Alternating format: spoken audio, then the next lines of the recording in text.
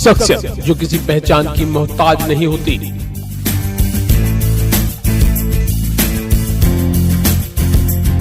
गुमनाम नाम जो आज बने एक खास पहचान। ऐसी ही कुछ शख्सियतों से आपको कराएंगे रूबरू। नमस्कार, मैं हूं दीपक दीक्षित और आप मेरे साथ देख रहे हैं सरस्वती मंथन। सरस्वती मंथन के खास प्रोग्राम शख्सियत में आज हमारे साथ मौजूद हैं शाहजहांपुर से ददरौल विधानसभा से प्रत्याशी, जिन्हें कल प्रत्याशी बनाया है प्रियंका गांधी ने। और सबसे बड़ी बात है कि पहला चुनाव उनका है और पहला ही चुनाव धमाकेदार है। धमाकेदार इसलिए कह रहा हूं कि विधानसभा का चुनाव लड़ने जा रहे हैं। सीधा 12 वर्ष बीएसपी में इन्होंने आपने बिताए। उसके बाद 10 महीने पहले कांग्रेस का साथ दिया था और साथ देते ही बढ़िया और एक नई खुशखबरी भी इनके हाथ लग गई।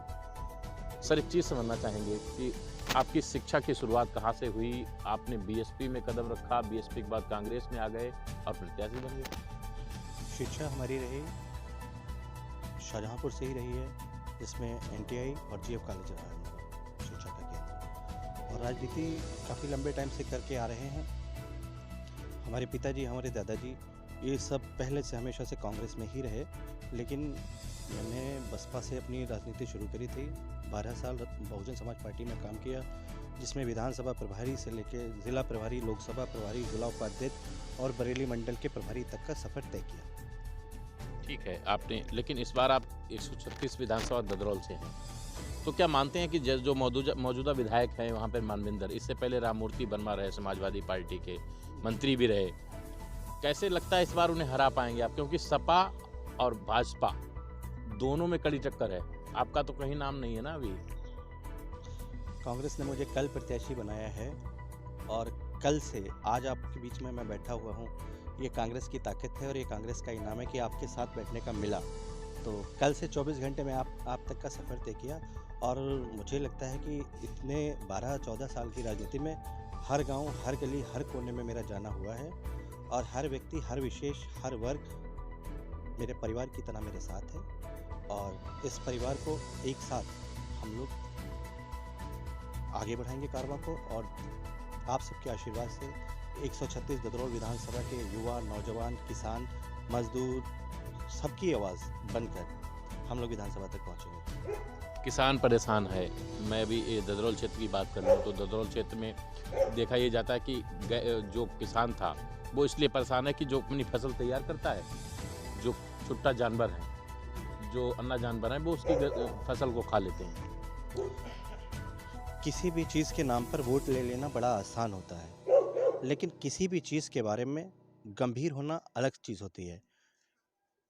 भारतीय जनता पार्टी की ये जो वर्तमान सरकार है, इसने गाय के नाम पर वोट तो ले लिया, लेकिन फिर गाय की दुर्गति होने के लिए छोड़ दिया।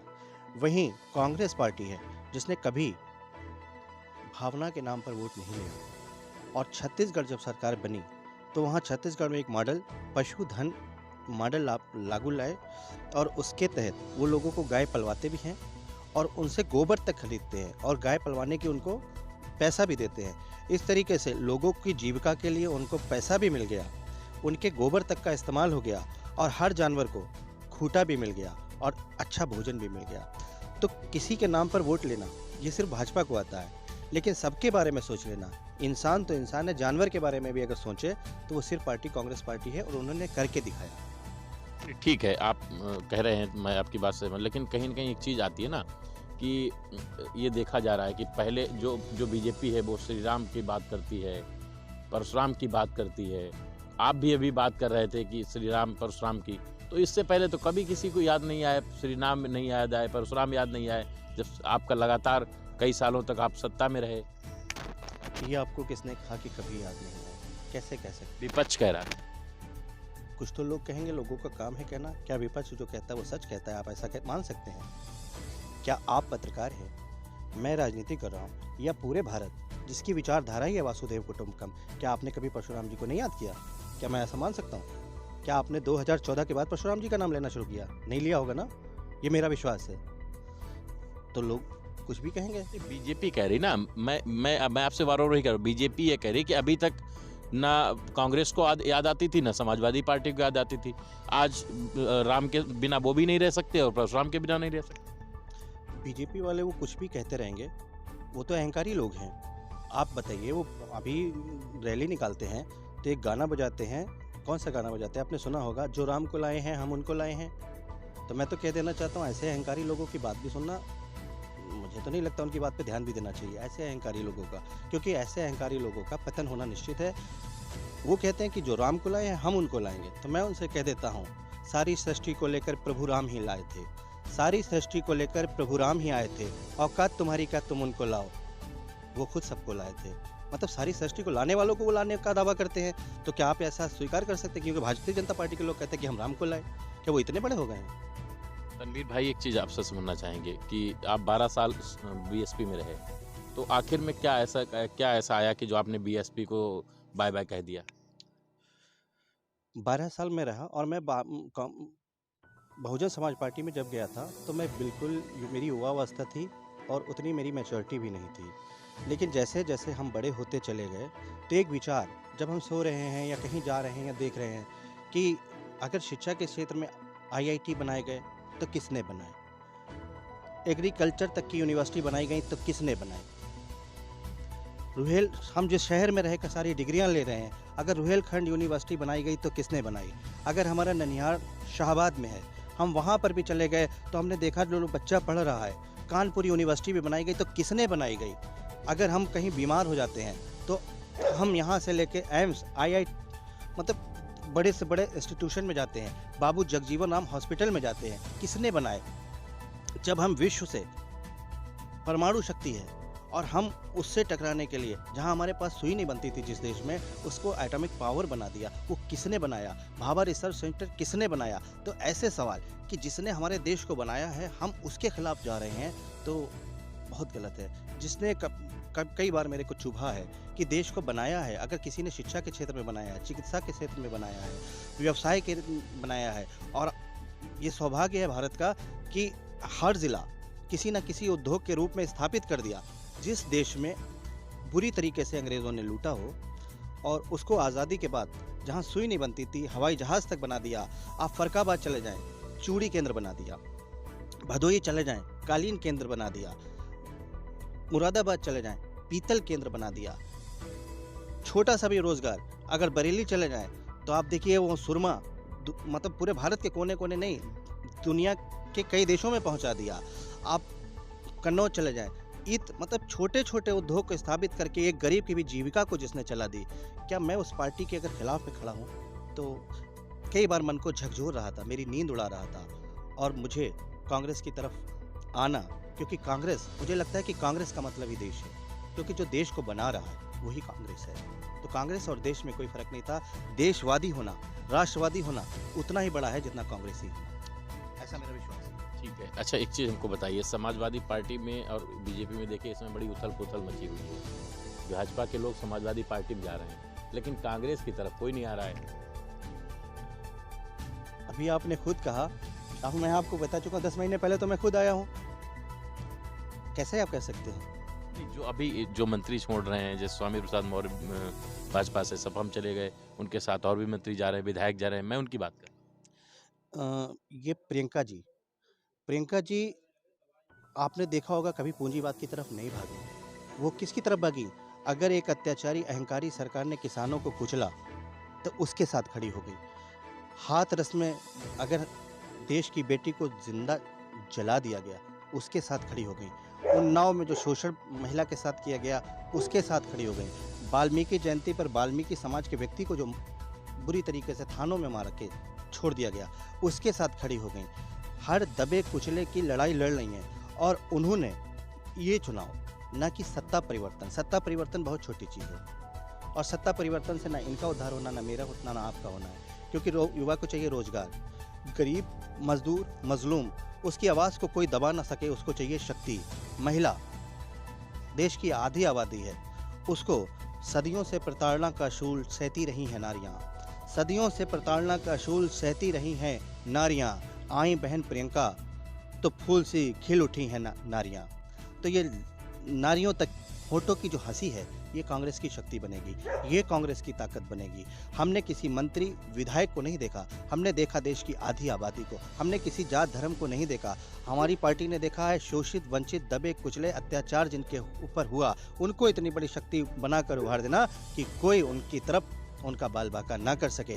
ये व्यवस्था परिवर्तन की लड़ाई है और आप सब लोगों के माध्यम से लोग देख रहे हैं, लोग समझ रहे हैं कि लोग व्यवस्था परिवर्तन करेंगे और व्यवस्था परिवर्तन होगा, सत्ता परिवर्तन सिर्फ उद्देश्य नहीं है। आप देखिए, जो स्वामी प्रसाद मौर्य 204 रुपये मनरेगा की मजदूरी है, श्रम विभाग किसके पास था? उन्हीं के पास था। एम्प्लॉयमेंट किसके पास था? स्वामी प्रसाद मौर्य जी के पास था। जिन्होंने युवाओं को छला, जिन्होंने ठगा, अब वही लोग इधर आके क्या 5 साल जो लोग ठगे गए हैं, क्या अब उनको फिर ठगने का मौका देंगे? तो इतना तो लोग जागरूकता है कि वो सत्ता परिवर्तन नहीं, अब व्यवस्था परिवर्तन करने का मन बना चुका है और व्यवस्था परिवर्तन करने के लिए सिर्फ एक ही पार्टी है और उस पार्टी को आप और हम सब जान रहे हैं, वो प्रियंका गांधी जी के नेतृत्व में कांग्रेस पार्टी है। ठीक है, ददरौल विधानसभा से आप चुनाव लड़ रहे हैं, 13 वर्ष आप राजनीति में हो गए, कोई चुनाव नहीं लड़े, लेकिन बड़ा धमाका करने जा रहे हैं। ये भारत की खूबसूरती है कि भारत कड़-कड़ में बसता है और लोग कितना भी इसको तोड़ने की कोशिश करते हैं, अपनी राजनीति से तोड़ने की कोशिश करते हैं। और मेरा विश्वास है और मैं कह देना चाहता हूँ उन देश को तोड़ने वाले मानसिकता को कि ना मुझको मिट्टी मेरे मज़हब की, ना मुझको मिट्टी मेरे मज़हब की, ना तुझको अग्नि तेरे धर्म की नसीब होगी। तो क्यों बात की जाए धर्म की, जब जन्म से मरण तक हर चीज़ वतन की नसीब होगी। हम लोग देश को बचाने के लिए, देश को जोड़ने के लिए, देश को तोड़ने वाली ताकतों को पराजित करेंगे और ये देश 136 ददरौल विधानसभा की जितना योगदान होगा उसमें करेगा। मुद्दे क्या होंगे इस बार चुनाव में? आप जब पहुंच रहे हैं तो वहाँ पर कुछ न कुछ तो मुद्दे होंगे आपके, जो जिन्हें लेकर के आप जा रहे हैं। झूठा प्रचार से प्रचारित सरकार को बेनकाब करना, युवा, शिक्षा, चिकित्सा और किसान, क्योंकि गांधी का देश है और इसमें कहा गया कि देश तब तक खुशहाल नहीं हो सकता जब तक कि गांव का किसान खुशहाल ना हो। खुशहाली का रास्ता खेत की पगडंडियों से होकर गुजरता है। सपा, बसपा और भाजपा, जनता ने तीनों को देखा। 1900 रुपये रेट होने के बावजूद किसान का धान 850 रुपये में खरीदा गया। मतलब भूसे से धान मंदा रहा। भ्रष्टाचार में ऐसा भाजपा का धंधा रहा। क्या कभी आप कल्पना कर सकते हैं, मतलब कितना देश के लोगों को मूर्ख बनाएंगे और कितना मूर्ख समझ लिया। अब से 10 साल पहले, अब मतलब शिक्षित लोग हैं उनको मूर्ख बना रहे हैं। पहले शिक्षा की परसेंटेज इससे कम थी। अगर किसी के पास आप जाते बोलते 2 कुंटल गेहूं हमसे ले लो, 2 कुंटल गेहूं हमें दे दो और हमसे 2 कुंटल भूसा ले लो, तो क्या कहता हमें पागल समझा है, ऐसे ही तो कहता। लेकिन इस सरकार में आपने देखा 8.5 रुपये में गेहूं खरीदा गया। किसान की इस दुर्दशा को संभालने का हम लोग काम करेंगे, उसकी आवाज बनने का काम करेंगे। और कोरोना आया, मंदिर, शिक्षा के मंदिर, विद्यालय सब बंद करा दिए गए, लेकिन मधुशाला खुली रखी गई। जिस सरकार को सरस्वती से ज्यादा मधुशाला प्यारी हो, क्या उसको देश का युवा स्वीकार करेगा? नहीं करेगा ना। तो देश के युवाओं का भविष्य बनाने की हम लोग बात करेंगे, हम लोग किसान की सहायता करने की बात करेंगे, उसके कदम से कदम उसके साथ चलने की बात करेंगे। लोग घोटाले करते हैं, आप बताओ, वो किसान जिसको अन्नदाता भी बोलते हैं, भगवान भी बोलते हैं, क्या भगवान के घर में कोई डाका डालता है? किसान की खाद जो 50 किलो हुआ करती थी, उस पर भी 5 किलो का डाका डाल कर उसको 45 किलो कर दी। क्या ऐसी सरकार को लोग पसंद करेंगे? क्या इसको दोबारा लाना चाहेंगे? नहीं लाना चाहेंगे। और इन्होंने मन देश के हर कोने कोने से मन बन चुका है कांग्रेस पार्टी के लिए, और उसी में ददरौल विधानसभा भी देश में आती है। 136 ददरौल विधानसभा ने भी ये मन बना लिया है कि कांग्रेस पार्टी को ही साथ चलेंगे, क्योंकि कांग्रेस पार्टी बात कर रही है किसान को 400 रुपये गन्ने का मूल्य देने का। कांग्रेस पार्टी ही बात कर रही है धान और गेहूं को 2500 रुपये एमएसपी देने का, और एमएसपी पे कानून लाने की भी बात कर रही है। जब किसान के साथ कांग्रेस खड़ी है, नौजवान के साथ कांग्रेस खड़ी है। आशा बहुओं को 10,000 रुपए देने की बात कर रही है, कांग्रेस कर रही है। देश की आशा बहुओं के साथ कांग्रेस खड़ी हुई है। जब हर वर्ग, हर व्यक्ति के साथ कांग्रेस खड़ी है तो जाहिर सी बात है कि हर वर्ग, किसान, बेरोजगार, नौजवान कांग्रेस के साथ जरूर खड़ा होगा। ठीक है, आखिरी सवाल मेरा होगा, 4 लाइन आपकी शायरी में सुनेंगे। शायरी में ये कहना है, मतलब आपको बोलना है कि पहला तो ये, लोग कहते हैं कि बर्मा वोट ज़्यादा है ददरोल में, कोई कहता पंडित वोट ज़्यादा है, सब लोग बिरादरी पे गिर रहे हैं। तो आप तो मुस्लिम बिरादरी से आते हैं, तो फिर सारी बिरादरी आपको कैसे वोट दें और क्यों दें? सौभाग्य है कि उस देश में जन्म लिया जिसको लोग भारत कहते हैं। भारत बड़ा है या हिंदू बड़ा है, मुसलमान बड़ा है, सिख बड़ा है, ईसाई बड़ा है या जात बड़ी है? क्या भारत से कुछ बड़ा हो सकता है? नहीं हो सकता ना। तो हम लोग हिंदू और मुसलमान का चुनाव नहीं लड़ने जा रहे हैं, और ददरोल विधानसभा की जनता, भारतीय लोग वहाँ चुनाव लड़ेंगे, चाहे किसी जात का हो, किसी धर्म का हो, भले हमारे खिलाफ होगा, लेकिन वो मैं उसको किसी जात की दृष्टि से नहीं देखता हूँ। वो मेरा भाई है, वो भी भारतीय है, मैं भी भारतीय हूँ। सारे भारतीय चुनाव लड़ेंगे और ये भारतीयों का संवैधानिक अधिकार है। किसी जात धर्म को अधिकार दिया गया है क्या चुनाव लड़ने का? क्या किसी जात धर्म पे अधिकार है? नहीं है ना।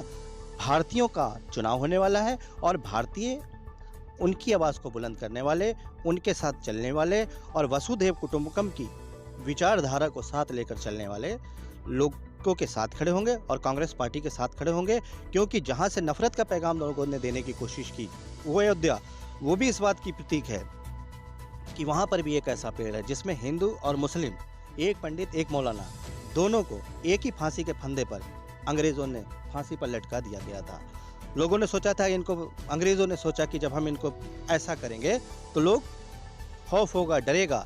तो लोगों ने उस दरख्त को भी, अगर मुस्लिम था तो उसने उस पर इबादत करना शुरू कर दिया, और अगर हिंदू था तो उसने धार्मिक स्थल बनाने का काम कर दिया। हमारी विचारधारा, हम सब भारतीय हैं और हम सब हैं पुष्प भारत के, सजा हमसे ही भारत मधुबन का सा है। हम सब हैं पुष्प भारत के, सजा हमसे ही भारत मधुबन का सा है।